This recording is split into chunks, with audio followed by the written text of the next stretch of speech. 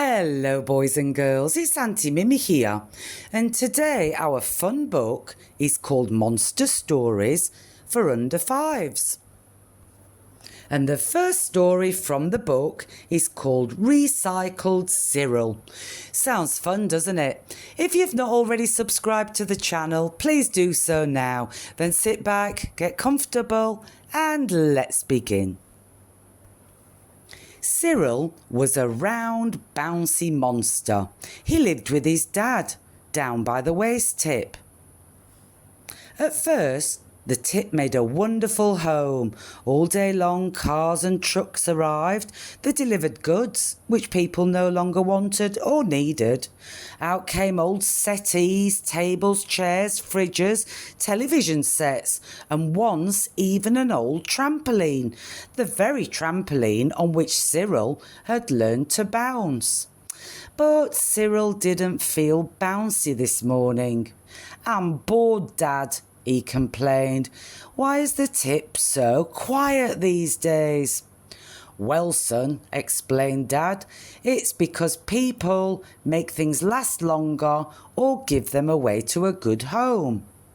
But Cyril wasn't satisfied. "I want more noise and more excitement," he cried.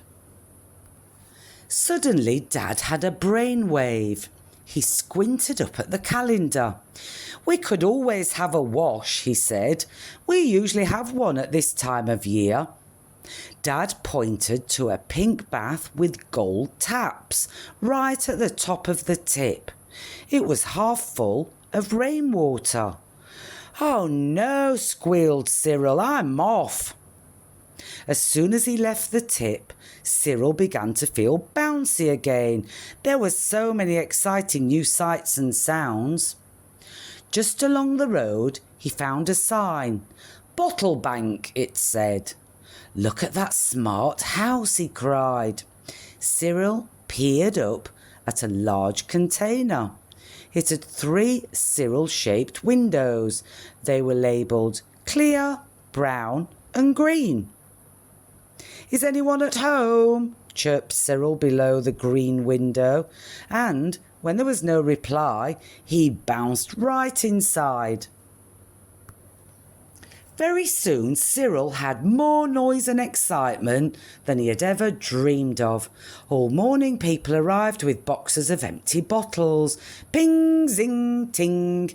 Cyril wasn't worried about getting hurt because he was a very thick-skinned monster, but he did want to join in the fun. So Cyril started catching the bottles as they flew in. Then he juggled with them, and when he'd finished, he flung them against the side of the container. "Funny," said one lady. "That one took a long time to reach the bottom." "Must be nearly empty, dear," said her friend. But the friend was wrong. The bottle bank was almost full, and Cyril was just beginning to feel a little squashed when, brum, brum, a lorry backed up to the container. "Wow!" cried Cyril. He peered through his little green window. "I'm having a ride." Brum, brum, the lorry had arrived at the recycling factory where old bottles are made into new glass. And before he knew it, Cyril had been delivered to the first stage of the recycling process, the washing stage. Whoosh, gasp, splutter, jets of water rained down to soak the labels off the bottles, and to make Cyril the cleanest monster ever. It took a long time for Cyril to scramble home. "Dad, Dad," he garbled, "I've been recycled." Dad squinted down at Cyril and smiled. "You still look the same to me," said Dad. "You're just cleaner, and so am I," he added proudly.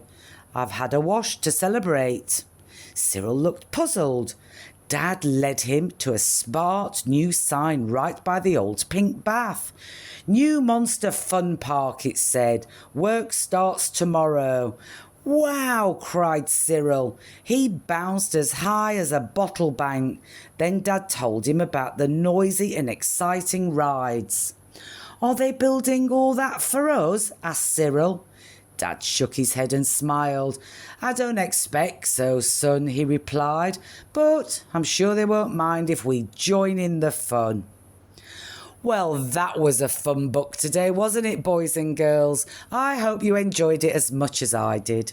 As always, I want you to be kind to one another, look after one another, and try and have some fun every single day. And we'll have another monster story very soon.